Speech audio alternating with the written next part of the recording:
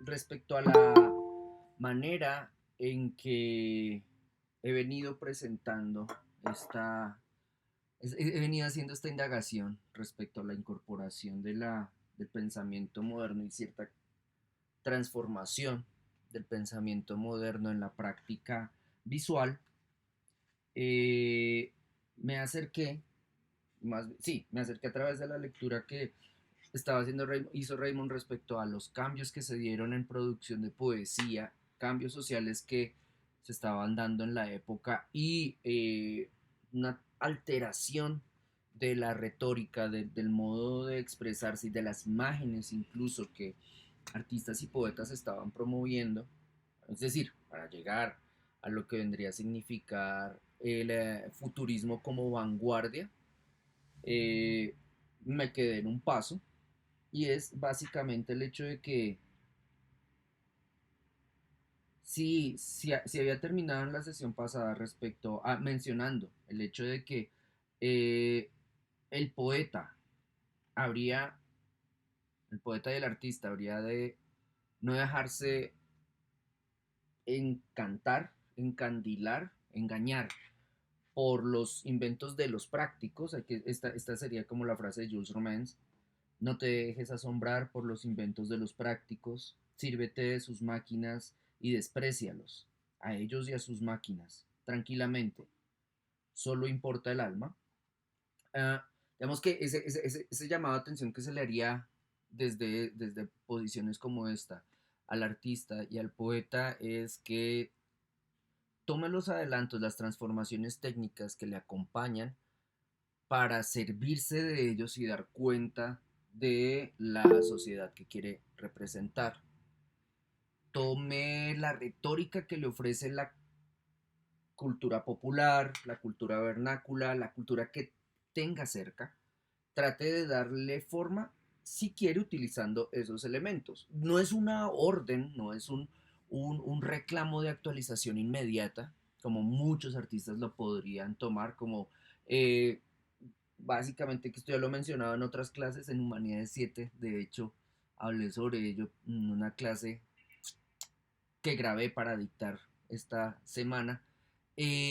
Básicamente eso, muchos artistas tomaban, o en el caso colombiano respecto al arte producido en los 90, algunos artistas se dedicaron a mirar de manera crítica y temerosa, y creo yo incluso desesperada, los cambios que implicarían su producción, dado caso de que se vinieran a incorporar, como sucedió poco a poco, medios relacionados con la producción y edición de video o audio. Entonces, artistas que durante las décadas de los 70 y 80, en los 70 se formaron y en los 80 adquirieron se profesionalizaron, adquirieron un mercado y que bajo el régimen del mercado vendían pintura sobre todo en la década de los 80. Cuando llegan los 90 y en el campo contemporáneo colombiano se empieza a asimilar, se empieza a incorporar la producción y edición de video y audio, estos artistas que pintaban se sentían en desventaja, sobre todo a partir de una lectura, creo yo, supremamente ingenua y precaria respecto a la valoración de los avances tecnológicos.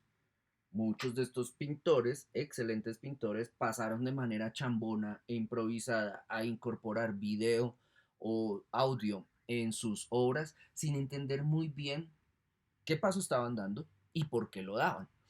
De hecho, también comenzó a aparecer algo así como un rumor, como una noticia falsa respecto a lo que se dio en denominar la muerte de la pintura. Y ahí, digamos que en ese paso, las preguntas hagámoslas al final, porfa, de la sesión, anótenlas, súbanlas en la carpeta para la calificación y al final me las presentan, porfi. Dentro de esta crisis, o supuesta crisis, considero yo, supuesta crisis de la pintura, donde la pintura iba a ser reemplazada por el video, se comenzó a hablar como una noticia falsa, como un relato de algo que no se podía como amarrar. Se comenzó a hablar de la muerte de la pintura, de curadores que se dedicaban a destruir la pintura para presentar la escultura postmoderna o los nuevos medios, como se deben llamar, video y la incorporación de video en los proyectos de arte. Entonces como que se veía casi como un complot respecto a las prácticas convencionales más cercanas, por ejemplo, a la producción pictórica. Ahí, en ese sentido, respecto a tomar esa anécdota y compararla con esta frase que cito de Jules Romain, pareciera que el artista en esos momentos se vio más bien amenazado por la transformación tecnológica, más que espoleado para acercarse a la transformación tecnológica y por otro lado tratar de entenderla para saber cómo incorporarla en su obra. En ese punto entonces es donde terminé en la clase pasada y ahí quisiera pasar entonces como a darle continuidad a la reflexión que plantea Raymond, sobre todo teniendo en cuenta que él va a pasar a hablar de el lirismo, de como que cierto tipo de producciones que empezaron a artísticas y poéticas que empezaron a mirar la sociedad circundante, muchas de esas producciones empezaron a observar, esto ya lo he mencionado en otras clases, empezaron a observar de manera más cuidadosa la vida cotidiana, temas que no solían ser tenidos en cuenta en relatos más épicos o grandilocuentes de la producción artística, los empezaron a incorporar a sus obras. Entonces, el caso paradigmático, el señor Toulouse-Lautrec toma su vivencia en prostíbulos y la incorpora en sus imágenes para representar la vivencia en los prostíbulos, las prostitutas como modelo e incluso eh, promoviendo cierta ética de la vida bohemia como la buena vida, la vida que vale la pena ser vivida. Por otro lado, eh, ese, ese acercamiento que van a hacer artistas y poetas a la vida popular va a ser elaborado, creo yo, de manera dialéctica, estableciendo un contacto y tratando de comprender lo que sucede con esas manifestaciones para tratar de traducirlas a imagen o poesía. Ese acercamiento a lo popular entonces se dio con, aquí podríamos hablar de tintes de epopeya. Se convertía en épico el hecho de vivir cierto tipo de vida moderna. Creería que esa actitud no fue exclusiva de los poetas o artistas más avanzados de esta época, sino que ya se podía explorar más hacia atrás. En ese sentido, creería que poetas franceses, otra vez, no, no, les pido que no perdamos como de punto de vista, perdón, franceses, parisinos, que no perdamos el punto de vista de que estamos en París. Creería que poetas parisinos que presenciaron revoluciones que se dieron en la mitad del siglo XIX, como la de París en 1848, ya estarían dando cuenta de esa conjunción entre lirismo popular y epopeya humanitaria, de convertir, de traducir a relato épico la vivencia de la vida común y corriente. Estaba pensando, por ejemplo, en la manera en que, en la forma en que autores como Víctor Hugo o Baudelaire miran su historia contemporánea, la traducen a su práctica artística y en esa traducción convierten a personajes como, estoy pensando en Gavroche, que vendría a ser como un niño, gamín, un gamín, sí, aquí en Bogotá lo llamaríamos gamín, un niño que no vive dentro de un núcleo familiar convencional, que ve que en la ciudad de París se está dando una revolución, que esta revolución plantea el ejercicio de la violencia, que esta revolución plantea que las personas que se oponen al status quo se armen para atacarlo y el status quo también responde con toda su brutalidad. En medio de esa situación sociopolítica, un autor como Víctor Hugo va y mira, se acerca y crea un personaje, el de Gavroche, este niño que va a estar entre las barricadas y sí, sobre todo entre las barricadas del lado de los revolucionarios, acompañando a quienes disparaban, es decir, Gavroche sería un gamín que estaría un poquitín más adelante del frente. Si yo soy el adulto que dispara oculto en una barricada, Gavroche estaría delante mío, porque se encargó de la labor de recoger los cartuchos, los cartuchos, sí, los cartuchos de las balas disparadas, porque en esta revolución estas balas eran recargadas, se volvían a armar pues para volver a ser disparadas y entonces él se comprometió en esa labor y se la pasaba saltando entre las barricadas y el frente de ellas, coqueteando por supuesto con la muerte, estableciendo una danza con la muerte, etcétera. Ese personaje fue representado por Víctor Hugo y ahí él lo que haría entonces sería acercarse al sujeto de clase popular o incluso al sujeto sin clase, a un sujeto que estaría más del lado del lumpen, se acerca a él, no lo representa de manera paternalista, sino que lo convierte en un personaje de su propia narración y para incluirlo dentro de su propia narración recurre a la estrategia de la elaboración épica. Ese niño que se pone en esas circunstancias es un héroe, no es un loco, como está loco porque se pone frente a las balas enemigas, o no es un sujeto simplemente que está por fuera del sistema económico o de reconocimiento, perdón, de construcción subjetiva que vendría a ser la familia. Entonces no es simplemente un niño sin padres, un niño sin trabajo o sin posibilidad de obtener sustento, pues, eh, sino que es un sujeto que se hace mucho más complejo y que adquiere connotaciones de héroe. Este personaje está en la novela Los Miserables. Ahora bien, eh, en ese sentido, me parece a mí que Raymond recupera el hecho de que artistas y poetas se acercan a lo popular para representarlo y darle connotaciones épicas, acercándose incluso tratando de entender su lenguaje.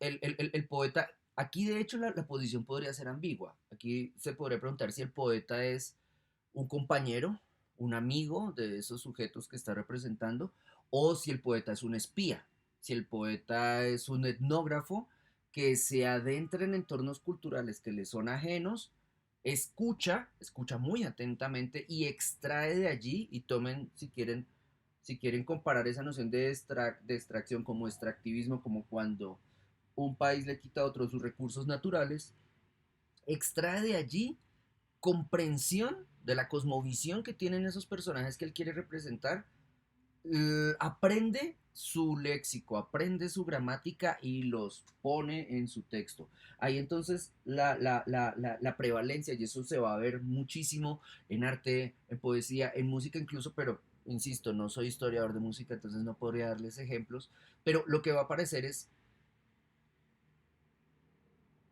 se va a dar un surgimiento, no, se va a dar una presentación dentro de los relatos visuales y escritos de lenguaje sencillo, del lenguaje no académico, del lenguaje no, incluso aquí podría decirse no mentiroso, de las clases populares. De hecho, aquí se está idealizando a las clases populares, como si él es obrero, si él es campesino, para el caso americano, si él es indígena, lo que dice es sincero.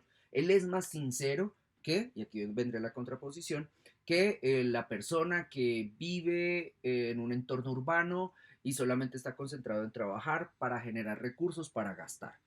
Ese sujeto no es sincero, él es un mentiroso. A cambio, el indígena, el pobre, el trabajador, yo diría también el marginado o el desarrapado, sí van a hablar con la verdad. Entonces, yo como artista que quiero hacer una lírica, una epopeya lírica, perdón, de la vida de el indígena, el desempleado, etcétera, voy a acercarme allá y voy a tomar, yo creería que en algunos casos también ingenuamente, voy a tomar las palabras, los modos de expresión, los elementos visuales que me puede ofrecer ese sujeto para traerlos a mi obra, intentando, y aquí hay un punto muy problemático, intentando no traducir o no traicionar esas lecturas. El problema es que cuando yo voy y miro el mundo y lo interpreto, yo ya estoy traduciéndolo, por lo tanto estoy sesgando mi mi representación del mundo a partir de la manera en que yo lo expreso. Estoy traicionando la visión a partir de mi traducción. Si yo lo hago en términos sociales, me acerco a capas populares, a capas marginales, a capas que considero, y aquí podría ser de manera incluso con falsa conciencia, que considero inferiores a la mía, voy y las miro, tomo sus modos de hacer, sus modos de vestir, sus modos de representar y los introduzco dentro de mi expresión visual, dentro del arte que produzco, ahí ya estoy generando un proceso de traducción. Ahí, por más que yo quiera defender el hecho de que ellos dicen la verdad y que yo digo la verdad de ellos, porque de hecho parece que yo simplemente ni siquiera soy un intermediario, yo vengo a ser un conducto más que un filtro. En esa pretensión, creo yo, ya hay una cuestión de de doble moral que el artista difícilmente ve en muchos casos y en otros, cuando uno se lo señala, le dice a uno es como, ah, hijo de puta cínico, usted no quiere darle voz a los marginales. Y lo que uno dice es como, no, amigo, yo no estoy hablando de la voz de los marginales, yo estoy hablando de ti, estudiante universitario que se diferencia de la clase que está representando, no sé, indigentes. Estoy hablando de ti respecto a la manera en que tú crees que estás construyendo una voz a partir de lo que viste en tu contacto con ellos. Ahí hay un paso que no quieres dar.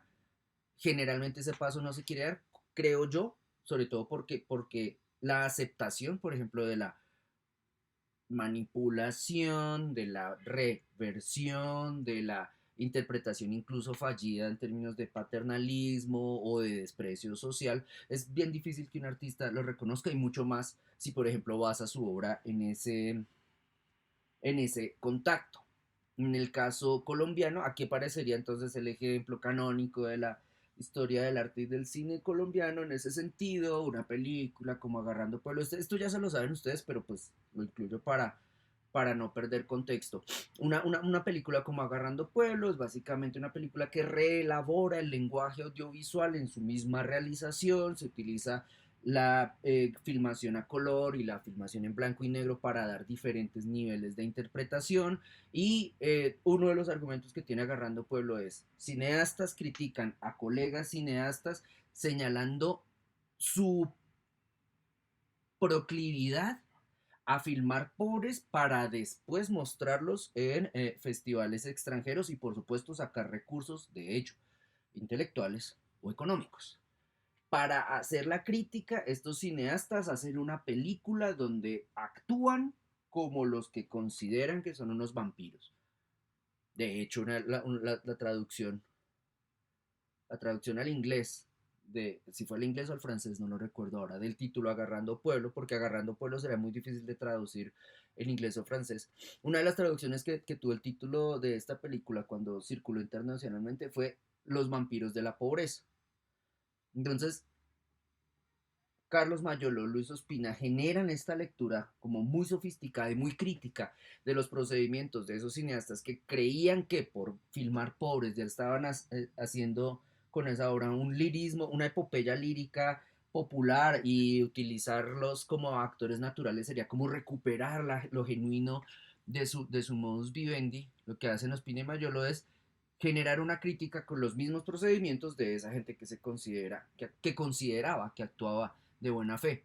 De hecho, dentro de esta descripción que les estoy haciendo Agarrando Pueblo, valdría la pena mirar, no sé si hay textos al respecto, valdría la pena mirar el carácter incluso post-irónico que tuvo la película cuando ella misma se puso a circular en festivales donde circulaban las películas que ellos criticaban. Es como otra lectura ahí que, insisto, problematiza el resultado, la película como tal, es decir, Agarrando Pueblo no se puede interpretar de una manera simple o plana como una película donde se acuña el concepto de pornomiseria, sino que Agarrando Pueblo es mucho más compleja, tan compleja que tiene varios niveles de crítica y autocrítica que la misma película incorpora. O sea, ustedes ven la película y dicen, ah, Mayolo es el cineasta hijo de puta.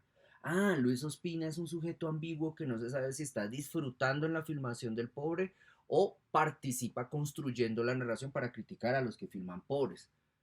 Esa película no se va a limitar entonces a su producción, a la interpretación de su argumento, pues, sino que también la biografía misma que va a tener la película, el hecho de que circule de cierta manera, que esté sometida a ciertos escándalos, incluso a ciertos debates dentro de la producción cinematográfica o dentro del contexto político del país, esos elementos van a complementar, van a complejizar la interpretación de la película para no simplemente decir, ah, vimos una película, en esa película el argumento consiste en esto y ya. Se hace mucho más.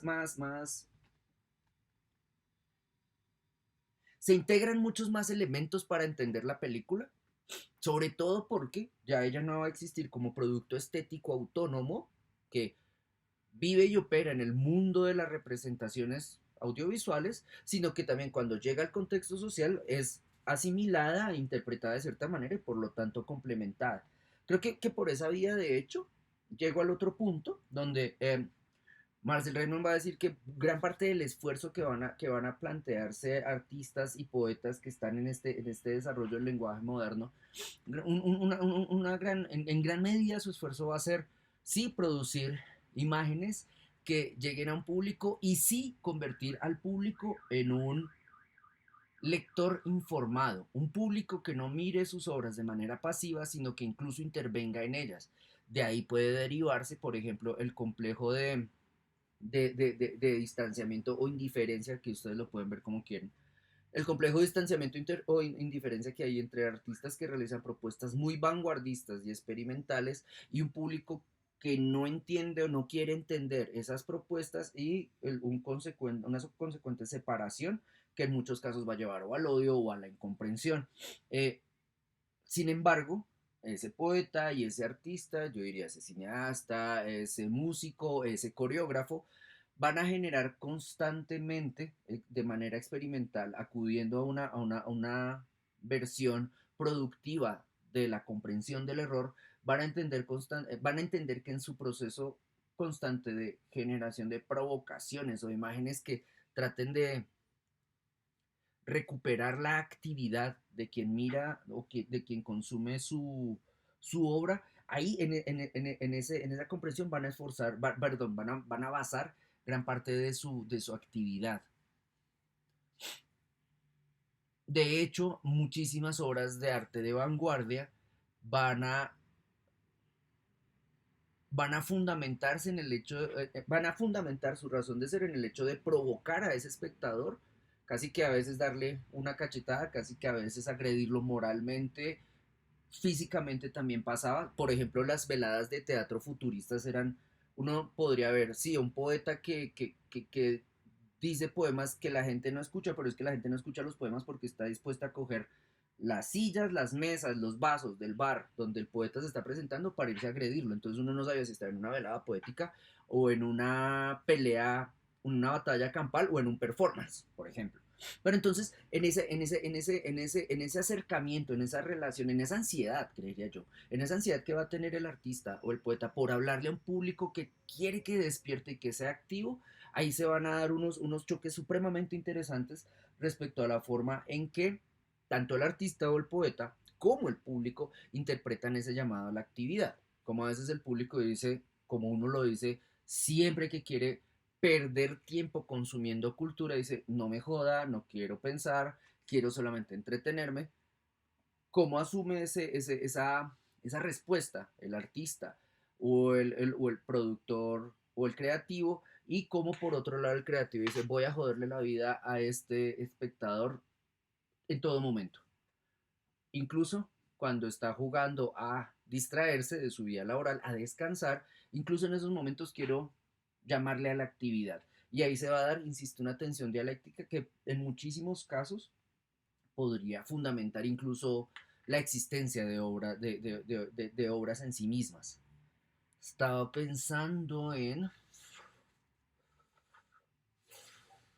el performance, sí, de Fernando Pertús, Indiferencia creo que se llama, que consistió en que Fernando Pertús llegaba al Festival de Performance de Cali, llegaba cargado de mierda y apenas llegaba al Festival de Performance de Cali, adecuó un espacio para cagar frente al público, orinar frente al público, comerse su propia mierda y beber su orina, como bajar la mierda con su orina e irse.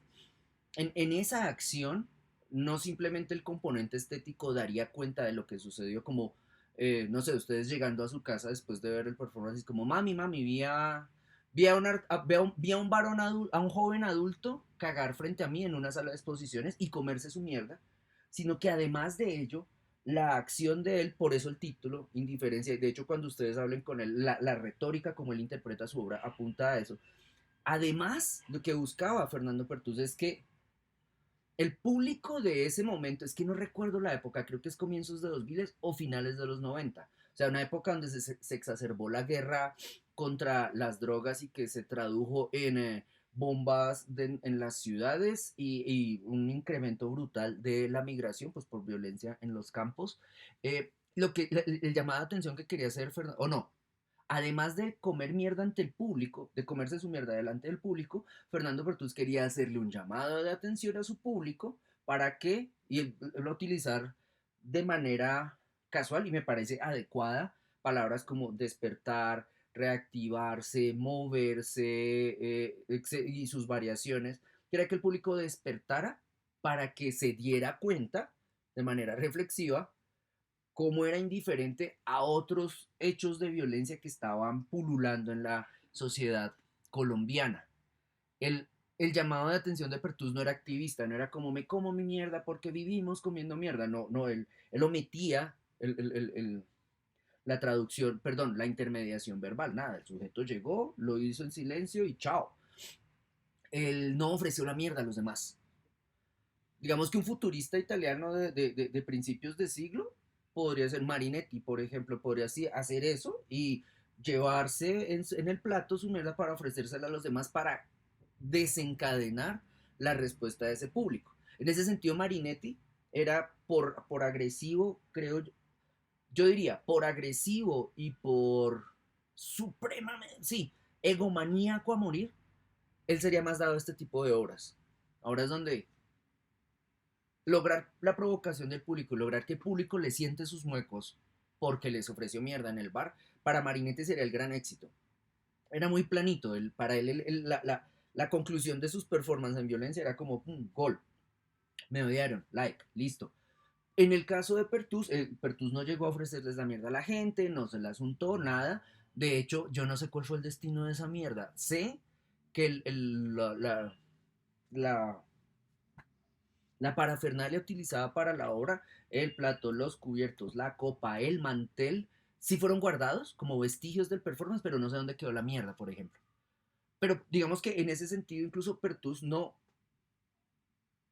involucró la reflexión que podría verse como provocadora, agresiva, que quería molestar a su público. No incorporó, por ejemplo, el hecho de que apenas la mierda fuera depositada y él se hubiera ido, el, el bollo fuera recogido para ser museificado, por ejemplo. Incluso él no llegó a eso. Porque, insisto, hasta hoy no sé si en el Museo de la Tertulia este performance fue en Cali, si en el Museo de la Tertulia esté la mierda de Pertus como esta es la mierda que hizo parte del, o fue, que fue utilizada, y cuál sería el verbo. La, la, la, la, la, la mierda que Fernando Pertus produjo para su performance Indiferencia, no sé de ello. Pero si lo hubiera hecho, ese sería un llamado también, creería yo, bastante plano a generar a provocar, a despertar esa relación con el público para decirle, público, despierte, mire que no está viendo simplemente una obra que lo quiere encantar, que lo quiere dormir, que lo quiere engatusar. Esta obra quiere despertar en usted una acción, quiere hacer que usted se mueva, quiere hacer que usted reaccione, quiere hacer que usted piense. En ese sentido, incluso ya podríamos abrir esa brecha con la cual ustedes van a tener muchos líos. Sí, van a tener muchos líos porque es una brecha, creo yo, irresuelta. Creo que es como de esos complejos de origen del arte contemporáneo que es muy difícil, que son imposibles, perdón, de resolver. En ese sentido aparecería una de las acepciones de arte como práctica política.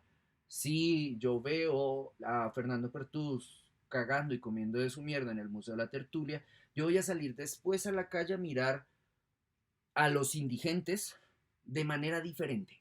Yo voy a mirar a los marginales de manera distinta. Si se da esa traducción, ese traslapo, seguramente yo actuaré en el contexto ajeno al museo. La comida de mierda se dio dentro del cubo blanco, dentro de las galerías del Museo de la Tertulia. Si yo salgo a la calle y a partir del performance que vi, miro diferente o establezco relaciones sociales diferentes, esa transformación sería de índole política. Ver la obra me hizo actuar, de manera distinta en el contexto donde me movería. Pero bueno, digamos que esto lo mencionaba respecto a la ansiedad, necesidad o incluso la invocación que se iba a dar por parte de artistas y poetas que estaban reformulando el lenguaje moderno respecto a un público o a un lector que deseaban fuera activo, fuera partícipe de sus obras, incluso a riesgo de la violencia física. Por otro lado, y aquí ya me voy a meter de lleno en el futurismo, por otro lado, si ustedes quieren como establecer esa historia del arte, por otro lado aquí ya pueden entonces poner como un punto para señalar al futurismo como esa vanguardia original, esa primera vanguardia, ese primer movimiento que podría reconocerse como vanguardista. Sí, hasta acá ya hemos visto manifiestos, ya hemos visto otras intervenciones y otros procedimientos realizados por artistas, poetas, que pueden acercarse a la representación de la realidad, pero también a la invocación del espíritu político o de la acción política más bien de su audiencia, pero digamos que hasta aquí, hasta Marinetti, hasta el futurismo, podemos hablar de movimiento vanguardista en propiedad. Es decir, o sea, si ustedes lo miran un poco más atrás, impresionistas, fauvistas, posimpresionistas, con ellos no podríamos marcar como rigurosamente, no podríamos meterlos rigurosamente dentro del marco teórico de las vanguardias. Si se concebían como movimiento y si producían de una manera donde podríamos hablar de, donde había una coincidencia de un lenguaje, pero a diferencia de los futuristas, estos otros sujetos, insisto, impresionistas, fauvistas, postimpresionistas, estos sujetos no manejaban estrategias como, por ejemplo, la exacerbación de la comunicación con la audiencia, la publicación constante de manifiestos, el constante debatir, incluso hasta el nivel de lo físico, con otros colegas y con la audiencia respecto a la producción de un verdadero arte. Vemos que en ese sentido, posimpresionistas, impresionistas y fauvistas eran menos dados a la producción del espectáculo de la recepción de su obra, a diferencia de sujetos como Marinetti, que uno no sabe muy bien, o sea, busque la biografía de Marinetti y en todos lados se lo van a encontrar. Por ejemplo, hay quienes dicen que Mussolini, el líder fascista italiano, salió, fue resultado de la experiencia futurista. Marinetti y el fascismo italiano estuvieron muy cerca. Hay quienes dicen que inspiró al fascismo italiano. Me parece que eso es demasiado, pero sí estuvieron supremamente cerca. Y muchos de los axiomas, de las afirmaciones de Marinetti pareciese que influyeron el devenir político de la Italia que terminó en la Segunda Guerra, pues con Mussolini decapitado o fusilado en vivo de cabeza. Bueno, colgado frente frente a habitantes de un pueblo en Italia que pues básicamente lo veían como el que los condujo a la carnicería y eh, incluso como la manera en que Marinetti resaltaba cierto espíritu italiano, resaltaba su enamoramiento con la técnica y resaltaba la necesidad de que era necesario recuperar, volver atrás para recuperar la dignidad de que Italia había perdido. En muchísimos casos se ve allí una clarísima influencia de Marinetti respecto al futurismo. Eso no se puede negar. En el caso de en la práctica misma de Marinetti, entonces uno no sabe si está ante un loco, de atar, loco medicado, si un loco como un loco que coge una camioneta y mata a 6 personas y después se hace sacar una foto acostado con una Biblia, o loco convencido de sus propias reflexiones, tanto así que considera una labor casi profética, no, tanto que considera una labor casi de catequesis el educar al mundo respecto a sus ideas. Entonces uno es el loco hijo de puta. El otro sería el loco que se cree su interpretación del mundo y quiere imponérsela a los demás. Poeta, es decir, en su devenir, si hiciéramos un devenir profesional de Marinetti, él escribía, ilustraba, hacía diseño gráfico y performaba.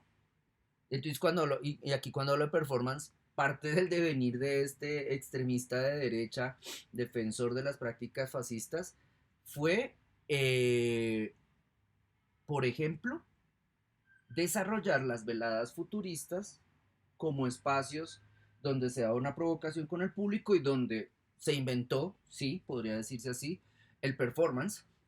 Entonces ahí uno puede decir, bueno, Marinetti que era profeta, ilustrador, diseñador gráfico o actor, o todo.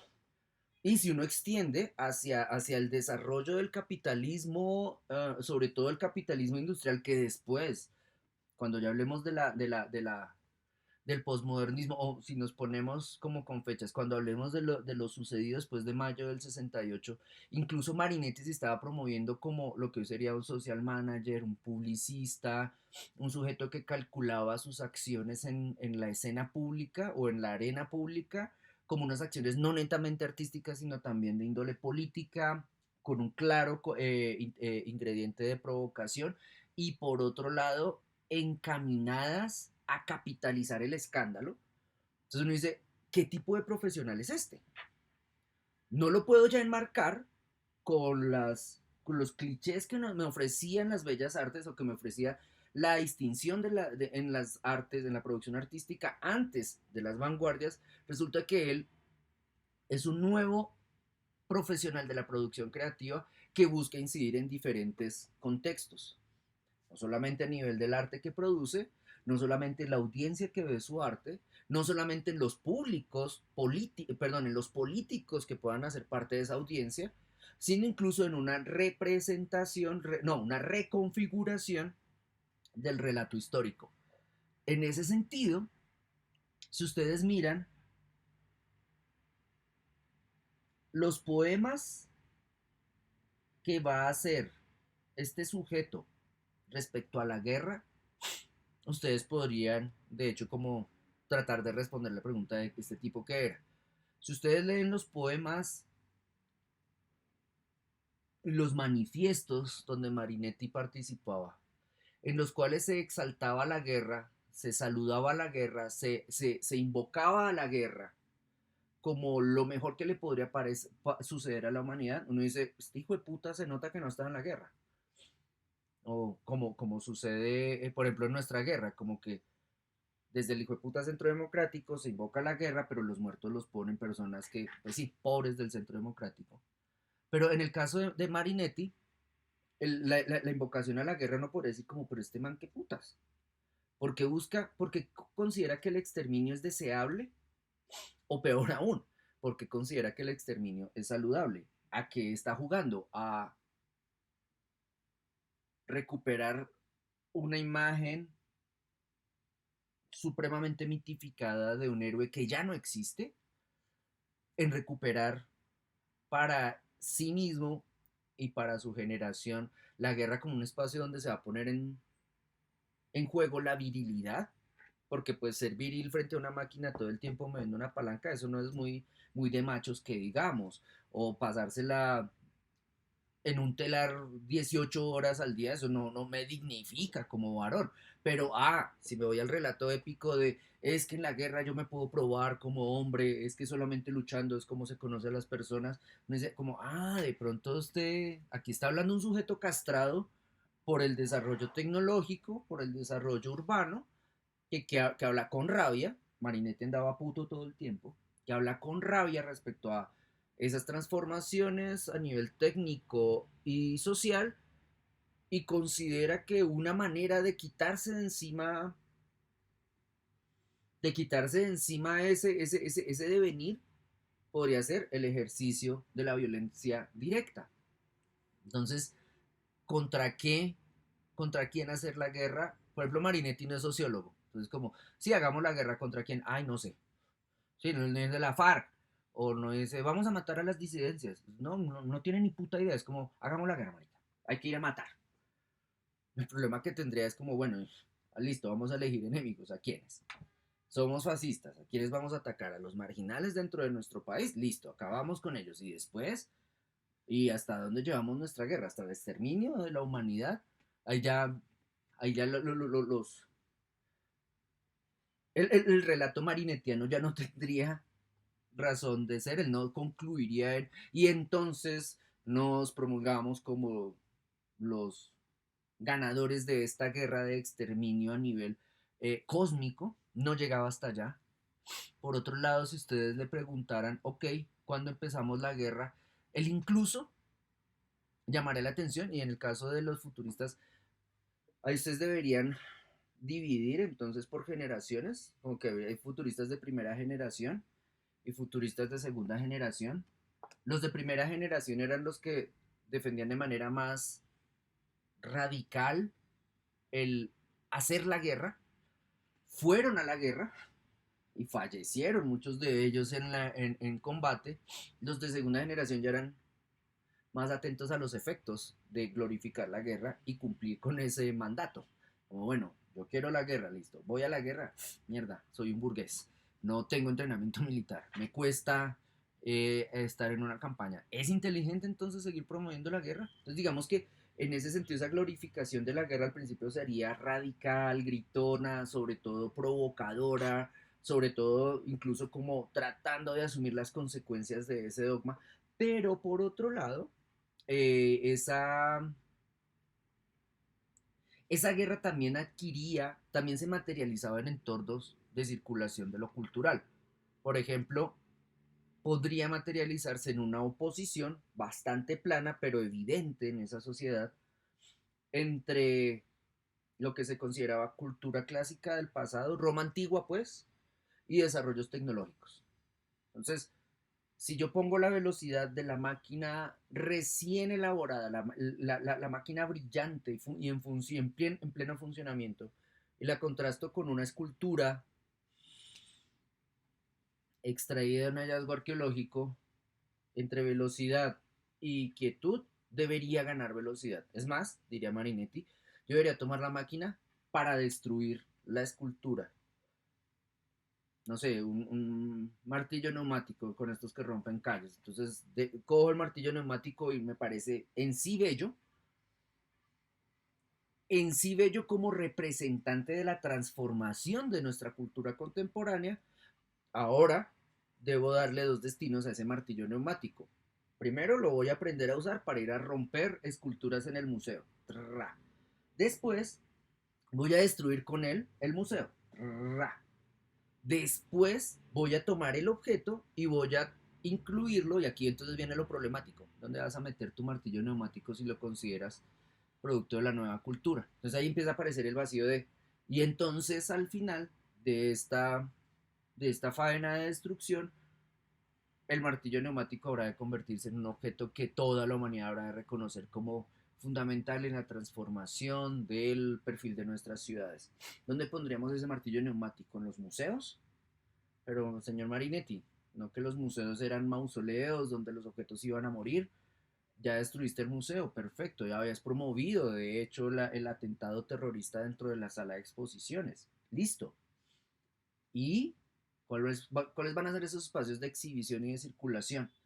Ahí podría decirse que hay un gap entre la propuesta, otro gap, entre la propuesta y su posible materialización, como que a qué consecuencias podría llevar su materialización, pero creo que respecto a otras lecturas que los futuristas también hacían, ya no solamente Marinetti, sino entre sus seguidores, propuestas donde los futuristas, por ejemplo, pensaban la ciudad, el aire como un espacio susceptible de ser, no sé, ocupado con máquinas, pues entonces los aviones surcando el aire y lo cual habría de llevar a una arquitectura futurista o la contemplación misma de las calles como espacios donde se iban a realizar experiencias estéticas, yo creería que por esa vía se puede reemplazar el museo. Entonces, si el martillo neumático fue creado, lo adoramos como una máquina perfecta, lo aprendemos a utilizar y utilizamos su perfección para destruir mármoles y destruir el edificio contenedor de los mármoles,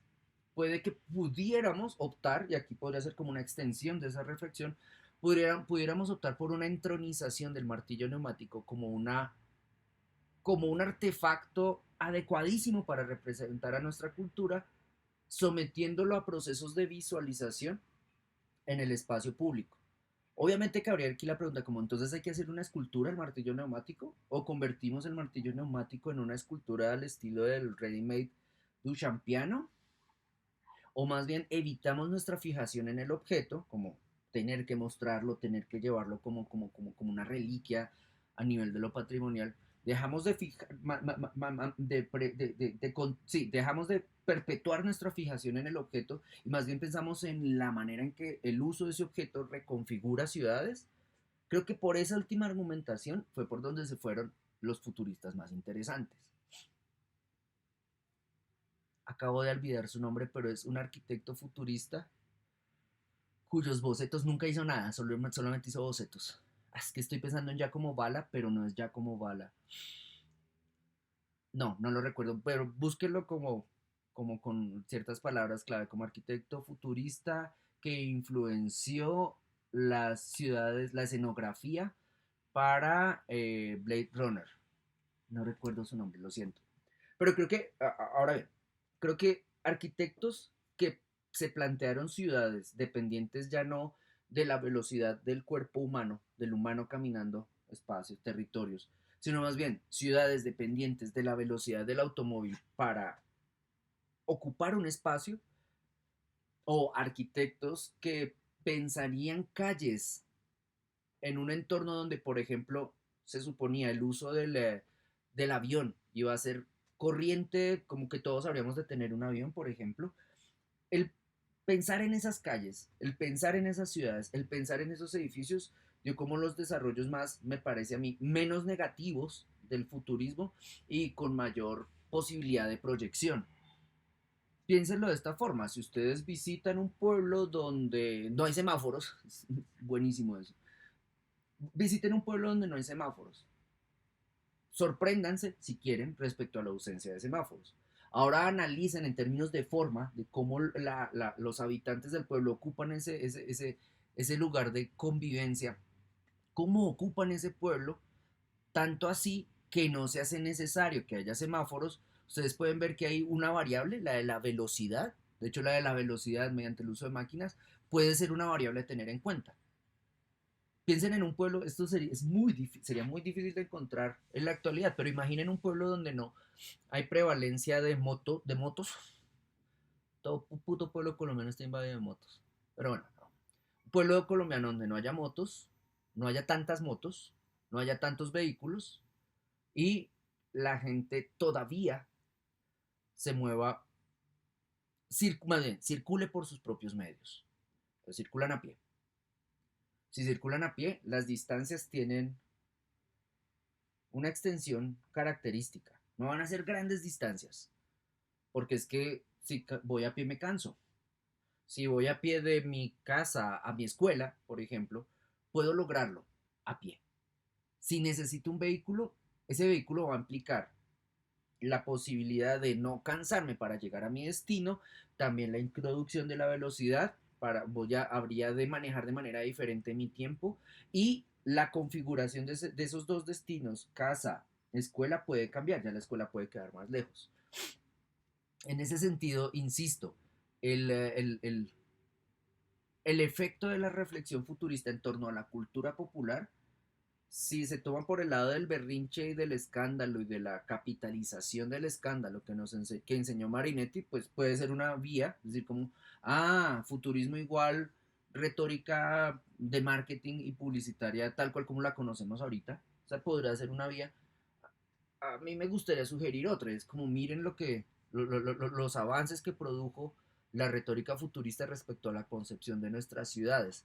Avances que les pediría no los tomen simplemente de manera, o sí, de manera positiva, como beneficios para la humanidad, sino también avances que determinaron problemas como contaminación, densificación, dificultades en la convivencia, etcétera, como por ejemplo cuando todo el mundo tiene un automóvil y todo el mundo quiere llegar a tiempo a su destino, pero todo el mundo para hacerlo lo hace violando las normas, digamos, el tráfico bogotano. O pues para no ponernos dramáticos con el hecho de que Bogotá es un infierno, el tráfico de otras ciudades también desarrolladas, también desarrolladas a partir de cierta incorporación del ideal de velocidad, como la ciudad de Los Ángeles, donde pasa la misma mierda que aquí en Bogotá, y es que la gente tiene carro, se mete en su carro para no poder moverse. ¿Por qué? Porque la variable velocidad, desplazamiento, extensión de la ciudad, esas tres es putamente difícil de que se articulen y el, la transformación no resultó de beneficio para sus usuarios. Sin embargo, se incorporaron variables de velocidad, se utilizan máquinas y la ciudad se expande en el territorio. Problema, es muy difícil de usar. Digamos que hay tres elementos que les pido tengan en cuenta como a favor o que podríamos extraer de manera, sí, favorable respecto a la propuesta futurista. Tres elementos que si los incorporásemos en nuestra práctica, yo como lector de procesos culturales, ustedes como personas que hacen imagen o como personas híbridas que hacen imagen e interpretan, podrían ser bastante útiles. El primer elemento sería el de aceptar el presente. Vamos que en esa aceptación del presente no es tanto una aceptación, no se trata tanto de una aceptación sumisa como, es el presente que me tocó vivir y yo voy a ver cómo hago para adaptarme a él, sino más bien una aceptación de manera dialéctica donde ustedes ven el presente, viven el presente, sufren el presente, pero no se quedan en la simple lamentación y en el ver qué hacen para tratar de incorporarse a él, sino más bien generar una comprensión activa de ese presente y saber cómo pueden utilizarlo a favor dentro de su propio trabajo. En segundo lugar, plegarse a los ritmos del mundo moderno. Este plegarse también llevaría, creo yo, a entender los ritmos del mundo moderno. Digamos que si notamos cómo el uso de ciertas tecnologías o técnicas modifica nuestra comprensión del tiempo o de la distancia, el reconocer y el incorporar esa tecnología en nuestra vida podría servirnos para utilizar nuestro tiempo de manera diferente. Ritmos del mundo moderno que se meten en nuestras casas. Ah, cuando en nuestra casa hay una lavadora de ropa, nuestra, nuestro manejo del tiempo y nuestra actividad, de hecho, no va a estar determinada por una labor que gasta, que implica una altísima inversión de energía y de, sí, de tiempo para ser cumplida. Simplemente le damos a la máquina o ponemos en la máquina más bien la posibilidad de que nuestra ropa sea limpia. Pregunta, ¿qué hacer con ese tiempo? Ese ritmo, la máquina, la lavadora en nuestra casa va a imponer un ritmo diferente porque no vamos a vivir y no nos vamos a alimentar y no vamos a dedicar nuestro tiempo libre para lavar ropa, sino que ya lo podemos hacer en ella y entonces ese tiempo nos queda a favor. ¿Qué hacer con ese tiempo? Lo, lo vamos a aprovechar. Aquí ese verbo se va a hacer rarísimo, pero bueno, no. ¿Qué preguntaría la industria cultural? Las personas van a tener, las personas están empezando a comprar lavadoras. Las mujeres están empezando a tener más tiempo para sí. ¿Qué hacemos con el tiempo de las mujeres? ¿En qué les ocupamos el tiempo? Entonces, ¿a qué se dedicaría un lector? ¿A qué se dedicaría una mujer como lectora activa de la cultura contemporánea si tiene ya tiempo de sobra porque se logró adquirir una lavadora? Puede cualificarse, puede capacitarse, puede alfabetizarse mejor, puede dedicar ese tiempo libre a formarse intelectualmente. Sí, problema, que es lo que dice la industria cultural. El tiempo libre que tengan esas personas vamos a ocupárselo con mierda. Y vamos a ofrecerles mierda para que sientan que se divierten consumiendo esa mierda. Es más, vamos a ofrecerles esa mierda en programas que son de esa mierda y en otros programas donde se va a hablar de esa mierda. Para que estas personas se cualifiquen y dediquen todo su tiempo disponible a tragar, asimilar, memorizar, integrar esa mierda en su vida. Ya después de ello, estas personas van a estar suficientemente entretenidas y suficientemente satisfechas con su vida. Todo bien.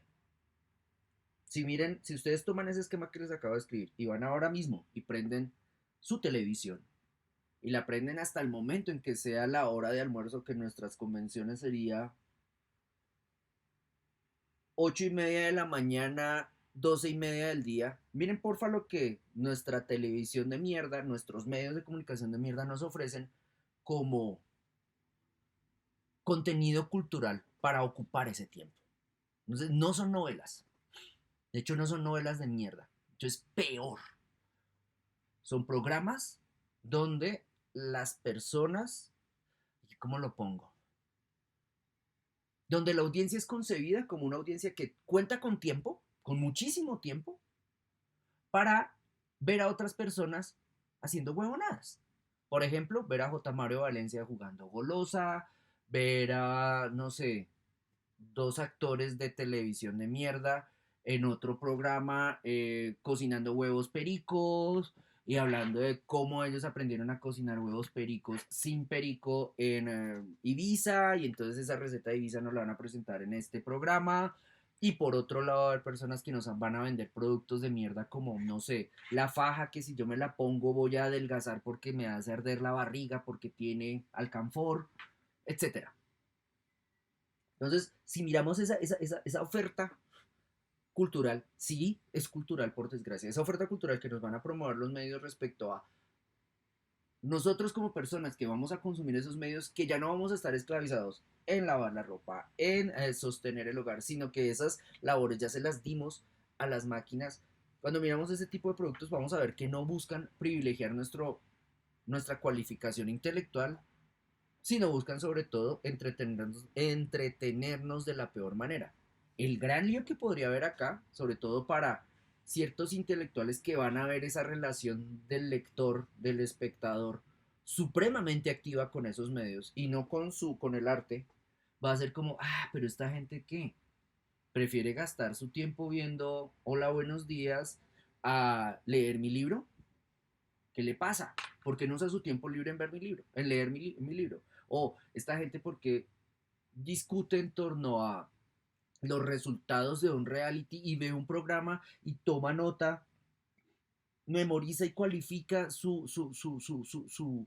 posibilidad de desplegarse intelectualmente en torno al devenir de un personaje de una novela? ¿Por qué le dedican tiempo a eso y no van a ver mi exposición?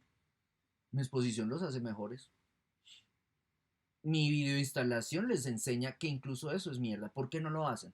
Entonces, ese artista que se haga esa pregunta respecto al público, va, lo que les decía, la atención, va a agarrarse con ese público, es como, puto público borrego, putas masas que no piensan, público bruto, etcétera. Y el público, por su parte, le va a decir al artista también como mierda, no me interesa lo que usted propone, usted me exige mucho, no lo entiendo. Prefiero lo clásico, prefiero lo que llega a través de la pantalla, por ejemplo, y no solamente la pantalla. Entonces, esa es una comprensión de los ritmos del mundo moderno que la industria cultural asimiló bastante bien. Y no lo asimiló con la llegada de la televisión. Digamos que todo este relato que yo les di es como el relato clásico de la década de los 60 en adelante del siglo pasado. Decía como la televisión nos vuelve brutos, la televisión es la caja estúpida. No, ustedes van más hacia atrás y ustedes van a encontrar ni siquiera reiteraciones, porque estoy cayendo en un anacronismo. Van a haber manifestaciones relacionadas con la disponibilidad de tiempo libre por la introducción, la incorporación de un dispositivo tecnológico que se va abaratando a medida que más se usa. La, entonces, la posibilidad de hacer uso de ese tiempo libre en otras actividades y el copamiento de ese tiempo libre por parte de una industria cultural que va a estar supremamente atenta, supremamente pendiente de qué hacer con la actividad de esas personas, con el tiempo, por supuesto, de esas personas y el tiempo del que van a disponer. Los artistas estaban atentos a esos cambios, pero dentro de la industria cultural, dentro del desarrollo de prácticas de marketing, dentro de la inclusión de la sociología, perdón, el fenómeno de la inclusión de la sociología en procesos de distribución de bienes industriales, Ahí hay una atención mucho más sofisticada, mucho más atenta y en muchísimos casos incluso capaz de modificar la comprensión de los ritmos que impone el mundo moderno. Puesto, o sea, resumidísimo, la interpretación de los ritmos del mundo moderno actual se está haciendo de manera más efectiva en los campus de las corporaciones punta de nuestra época, Google, Amazon, Facebook, Apple, que en los estudios de los artistas. Sin embargo, a pesar de que los avances, los desarrollos y las indagaciones de estas corporaciones incluso marquen nuestro devenir, nuestra relación con la tecnología, nuestras relaciones humanas, nuestra relación con el entorno social, los artistas, las artistas siguen promoviendo lecturas respecto a los ritmos del mundo moderno para tratar de dar cuenta de su posición en este mundo y dar cuenta también de la manera en que entienden las transformaciones que tiene ese mundo. No es que porque las corporaciones ahora investiguen y den cuenta de mejor manera de los tiempos que vivimos, los artistas y las artistas se quedaron callados. Yo creería más bien, en muchísimos casos, esa relación de quienes producen imagen reflexionando en torno a la cultura contemporánea y los productos derivados de estas corporaciones, esa relación se puede dar en términos de amor-odio.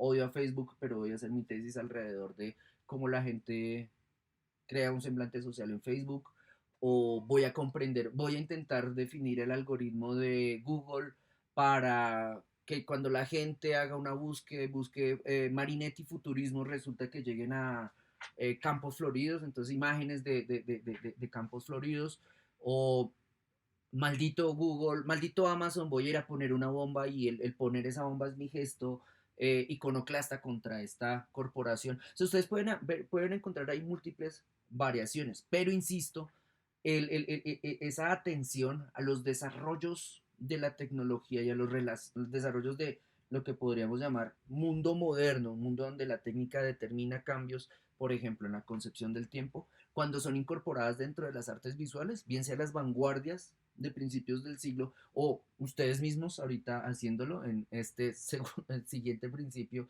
de siglo, esa tensión puede en muchos casos determinar, estructurar, definir la práctica que ustedes hacen.